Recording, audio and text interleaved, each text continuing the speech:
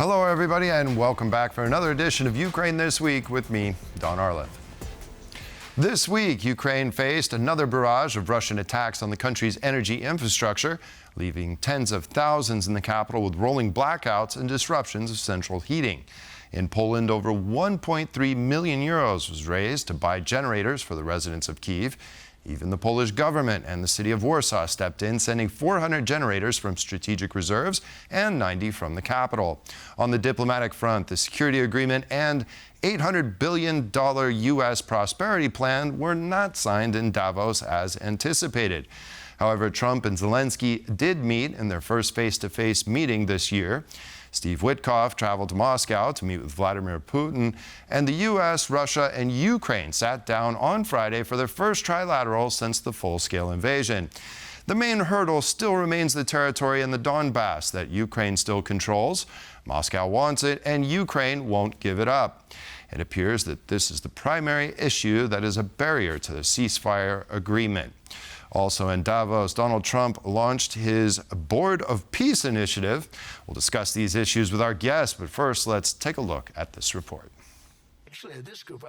This week, attention turned to President Trump's Board of Peace initiative, which was initially aimed at ensuring the fragile ceasefire in Gaza, but also intended to cover other international conflicts.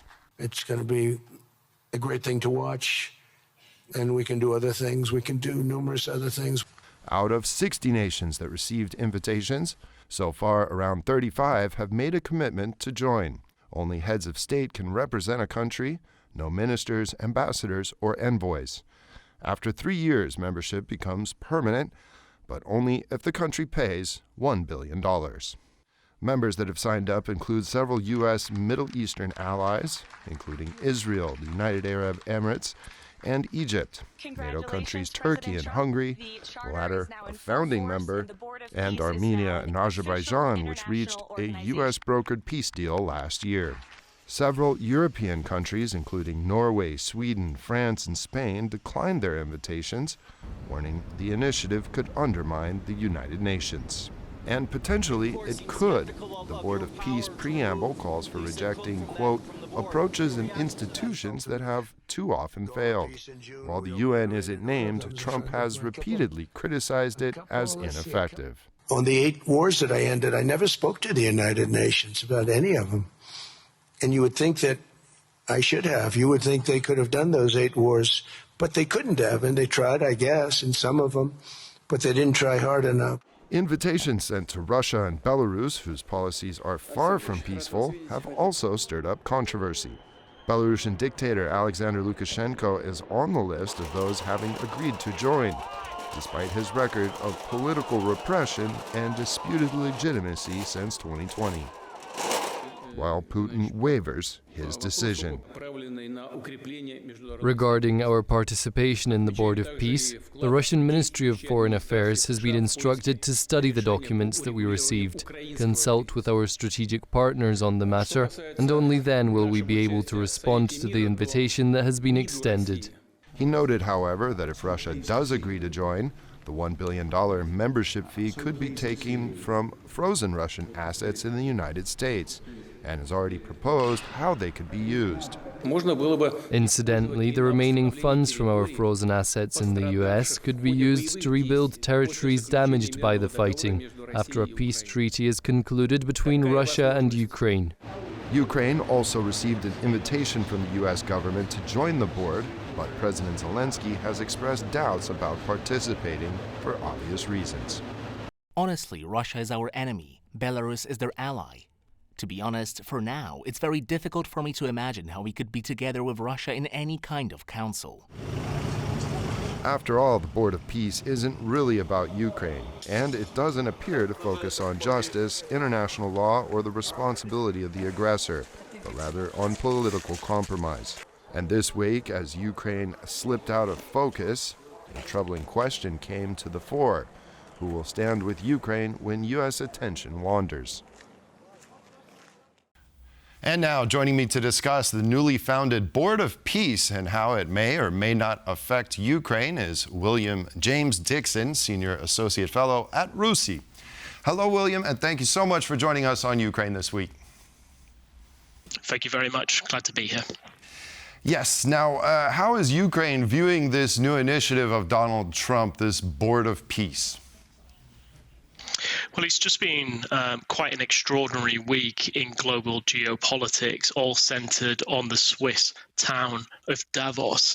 The Board of Peace is one of the initiatives and announcements from Davos this week, which blew many people completely out of the water in relation to how it's been perceived by allies of the US, as well as in Ukraine, as well as the potential that it has to shape the discussion around Ukraine. Right, and I imagine it's very problematic that Vladimir Putin, Alexander Lukashenko will be on this board. Ukraine, has it formulated a position quite yet, or is it still on standby mode and kind of waiting to see how things shake out? I think really it's a representation of a significant shift in the global landscape, which is that we have the old established international order, which is the UN, the United Nations, the P5, the UN Council, but none of the major powers have confirmed that they will be on board. Russia has been invited, but they indicated they would not join the Board of Peace. They indicated they'd joined the Board of Peace using $1 billion from frozen assets from the US that had been sanctioned due to the invasion. Belarus has confirmed that they would join. So it's indicative really of quite a strange time in geopolitics and global diplomacy. It cannot be seen how Ukraine could join such a board and share a platform with Belarus, for example, which was obviously the staging post for the invasion of Ukraine. Do you think it'll really compete with the United Nations? In Ukraine's case, the United Nations, well, again, like I said, has done little to halt the war. But with so few countries involved, and as you mentioned, some of these major powers in Western Europe, is it really going to be a competition, or intended maybe to be a competition for the United Nations? Well, it's almost certainly that's what the US administration intended it to be, that it could cut through and provide more direct communications with what they believe are the major power brokers in these types of conflicts. It's pertinent that the discussions on Ukraine that will be happening in Abu Dhabi are part of this new Board of Peace. Yes, that could be critical. We are still in a critical year about the peace negotiations. They still are ongoing. However, the Board of Peace and some of the major actors involved, both in the Board of Peace and the wider peace discussions, have still never really changed their positions.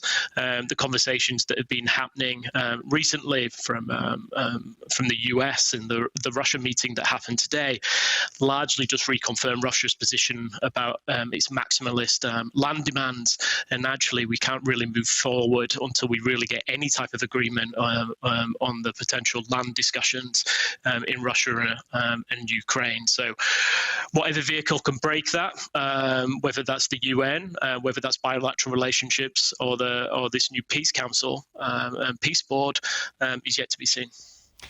Well, we've definitely seen kind of a restructuring of who is going to be Ukraine's main partner moving forward, and I would say that that's Europe as opposed to the United States. I'd like to address what President Zelenskyy, his frustration, which he talked about in his speech at Davos. Let's listen to this excerpt. Just last year, here in Davos, I ended my speech with the words, "Europe needs to know how to defend itself." A year has passed and nothing has changed. We are still in a situation where I must say the same words. The same words. Do you think that the Europeans heard President Zelenskyy and will take his call to action more seriously and with more urgency now? I mean, we're almost at the 4-year anniversary of this war, and we're still just engaged in a lot of talk, but on a little action, on concrete action on from the Europeans? I actually think this week was important, not only with Zelensky's speech. You could feel his frustration, and it was a very emotional speech, but it also was one speech of many at Davos. Mark Carney's speech was equally passionate about an emerging new world order. Many people were also drawn to Emmanuel Macron's speech, which was about the new generation, potentially, of European leadership as well. I would say, combined with the US administration's conduct related to Greenland, that actually the European Union and the European leaders this week have had a real wake-up call. And I actually feel the mood and a shift in the change of the European leaders, that they will have to take on board more active leadership, or they will be left behind by the US and or other major powers. Right. Well, let's go ahead and move on to Davos. And, you know, what events do you think overshadowed Ukraine? Because Ukraine was supposed to be a kind of major focus. We had a few things that were expected to be signed there. And it seems like Greenland obviously overshadowed a lot of discussions, especially the United States, and then Trump coming in with his speech. Do you feel like Ukraine was somewhat overshadowed in Davos? Absolutely. So I think the principal discussions going into Davos were about Greenland and the extraordinary last couple of weeks about the potential that the US would seize Greenland, ostensibly the sovereign territory of a European ally and a part of NATO. Obviously dominated the discussions and discourse going up to the Davos speeches. So Donald Trump arrived on the Wednesday in most anticipation about what he would say about Greenland. Overshadowed nearly all news. I think what was interesting from my perspective wasn't just the discussions about the European Union, the role of NATO, the potential impact that the US might have on the alliance in its relation to its position on Greenland, but it was the absence of certain things as well. Davos is usually a convening of global powers. And that includes China, who are largely absent from the discourse this year. And it's also largely about sort of the big technology platforms and the big sovereign discussions about economics, as well as next generation technology. They were largely absent from the discussion because this Greenland issue just was such a huge part of the global discourse leading up, both before Davos, during Davos, and as it's closing today. It certainly was. There was one thing that caught my attention about President Zelenskyy and what he said about this. And actually, I think he was kind of directing this towards Europeans or even towards Americans in this statement. Let's take a look. We know what to do. If Russian warships are sailing freely around Greenland, Ukraine can help. We have the expertise and weapons to ensure not one of those ships remains. They can sink near Greenland, just as they do near Crimea. No problem, we have the tools and we have people. For us, the sea is not the first line of defense, so we can take actions, and we know how to fight there if we were asked and if Ukraine were in NATO. But we are not. We would solve this problem with the Russian ships. I love this statement.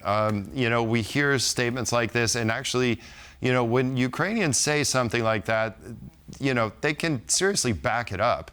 And in this exact case, you know, like, who else would Europe count on to take out Russian ships than the Ukrainians, who have proved that they are absolutely capable of doing so? So do you think that this has maybe given Europeans some food for thought and made them consider the capabilities that Ukraine has to maybe help Europeans? I thought it was an extraordinary speech, and that line was incredibly pertinent and really landed. President Zelenskyy was reminding us that while there's a discussion about the threat of China and the threat of Russia in Greenland, in the Arctic, there's only one European country that's actually fighting an active war and dealing with the threat of Russia, and that is Ukraine. And it's not discourse, it's real. President Zelensky's fighting a real war, but you saw what he was fighting for as well there, which was he was fighting for attention. He was reminding the European powers, he was reminding the global audience, he was reminding the American administration that Ukraine is the one that's fighting the active war against the major threats that the West face today. I thought it was an extraordinary speech. It was indeed, and it brought up a lot of points for many of these leaders to think about, consider, and hopefully take some action on when it gets all to the table. I'd like to thank you, William James Dixon, Senior Associate Fellow at RUSI, for joining us today on Ukraine This Week. Appreciate your analysis. And now joining us on Ukraine This Week is one of our regulars, Peter Dickinson, from UkraineAlert Editor at the Atlantic Council. Hello, Peter, and thanks so much for joining us on the program. Always good to join you. Thanks for having me. Yes, now we just were talking about President Zelenskyy, his statements, widely addressed that Ukraine has the capabilities to protect Greenland, in the Arctic against Russian ships. I don't think there's anybody more experienced in the world who is capable of blowing these ships up, literally. But Ukraine also said that it could be the core of a European army should they reach a peace agreement. Shouldn't that now be a priority for the European Union and European NATO nations as they beef up their military capabilities across the continent and also seek a way to support Ukraine, as they know that if Ukraine loses here, it will be an existential threat to the security of the entire continent? Absolutely, yes. I mean, the idea of a new European security architecture without Ukraine now looks very strange, looks very, very incomplete, which I think tells you how far we've come in the last 4 years. Since Trump returned to the White House 1 year ago, the idea that Europe is on its own, that Europe has to defend itself, has become quite mainstream. It's become accepted. There's been a lot of talk about wake-up calls. And now, of course, in the recent weeks with the escalating drama around Greenland, that's become even more of an acute concern that America's security is not there anymore for Europe. So the Europeans now are very much, I think, very, very, acute, very conscious that they have to manage their own security. And if you look around in Europe, Ukraine stands out by far as the most powerful military force, certainly in terms of numbers, certainly in terms of combat experience, and certainly in terms of know-how of modern warfare, drone warfare first and foremost. So any European security format, any new sort of parallel perhaps to NATO, bringing together the key European military powers, has got to tap into Ukraine's strength and experience. It seems like Donald Trump has come to Davos. He's taken one of those snow globes and shaken it up really, really, really hard, leaving European leaders scrambling, saying, what's next? I mean, we can't, this is an unpredictable situation. We really have to take more charge of our own security. I mean, this is becoming abundantly clear now. Do you think that the Europeans are now at a point of reflection or inflection that Ukraine is squarely in their hands? Well, I think this is what Zelensky's speech was all about, really. I mean, there was a lot of truth bombs there. There was a lot of frustration. I think it was a speech that's been building up inside him and in Ukraine in general for a long, long time. Frustration that Europe does not punch to its true weight. That Europe doesn't project its strength as it could do, and this was really, I think, what Zelenskyy, the point he was trying to make. Not only was he saying that Europe has to step up, he was saying that Europe can step up, but it doesn't. And then, this talk of it being Groundhog Day, that it's always alarm calls, that it's always conferences and talks and summits and meetings and statements. And we need action now. And I think this is what Zelenskyy the point he was trying to hammer home. I think to a degree it did land. I think some were ready to accept it, ready to act. I mean, it's so difficult to know. I mean, how many more wake-up calls do the European leaders need? I think some get it, certainly. Some are on the ball. I think the Poles get it, for example. I think in the Baltic states they get it. The Finns get it. But then you go, the further away you move from the German border, it's a very mixed picture. France talks the talk. Emmanuel Macron is a very, in terms of his rhetoric, he clearly gets it. But then if you look at France's actions, there's a lot of issues there. a lot of questions, in terms of how much they're spending on their military, in terms of how much they're providing to Ukraine in military aid, and in terms of how much business they're still doing with the Russians. So there's a lot of factors here. The fundamental problem is that Europe is not, we talk about Europe, but there is no real such thing as Europe as a political entity. Europe is a collection of states, however much people may bemoan the European Union in certain countries and talk about the dominance of the European Union or the interference of the European Union. Actually, it's quite limited at this stage. We're not talking about a European superstate. And that's the root of the problem, because if you want to have a European superpower projecting its strength in Ukraine, wherever, in Asia, in Africa, against Russia, wherever it may be, against America for that matter, you must have leadership that can make the key decisions. And at the moment, that's just not there. So I think that, there's a political decision for individual countries to make, so a structural issue here about how Europe handles and approaches these things, and the big question of federalization and how Europe's going to be in the future. Can they continue as they are, as this sort of splintered organisation? I think Zelenskyy talked about a salad of medium and small-sized countries. So he gets it as well. He sees the problem. I think if Europe wants to be a superpower, it needs to have some sort of a centralised power, that some sort of centralised political power that can lead on these issues. Yeah, and can project power it can gain power and project it abroad. I couldn't agree with you more. I think that's the discussion that needs to be had in Europe right now, except it's a political hot potato. I mean, once you say federalism in any country in the European Union, I mean, you're going to get huge blowback, and I think that the politicians just try and avoid that at all costs, but it's staring us right in the face. I'd like to move on now to President Zelenskyy, something also he talked about at Davos. And he was addressing the manpower shortage and saying that if we increase the amount of Russians that we kill per month from 30,000 to 50,000, this is the way that Ukraine can start to really achieve success on the battlefield, because we know the problems with manpower. Now, Ukraine at this point, can they use drones and other technologies to increase this kill rate, like they're saying, with its current forces? Well, I mean, theoretically, they certainly can. Yes, I mean, the jury's out. We'll have to see. I mean, obviously, from a military point of view, of course, the more casualties they inflict, the better. This is a war of attrition. So, obviously, Ukraine's goal needs to be, to minimise their own losses and to maximise Russian losses. It's as simple as that. They're not really. Ukraine is not at the moment militarily fighting to regain the whole of the country, to liberate all that territory, or to have any sort of influence on Russia. Territory. It's also winning the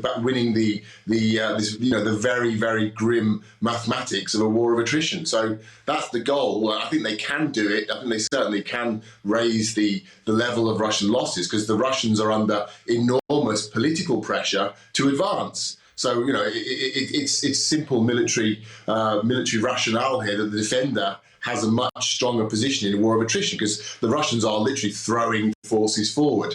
However much they might try to improve their tactics, fundamentally they're throwing their troops into the kill zone, and they're going to suffer a lot more casualties. So it can happen, but then the other key question here, I think, is, what impact is this going to have on Putin's thinking, on his calculus? He's been very careful and very cunning, I would say, to minimise the impact of Russian losses in Ukraine. He's recruited from the ethnic minorities in Russia, the Dagestanis, the peoples of Central and Asian Russia.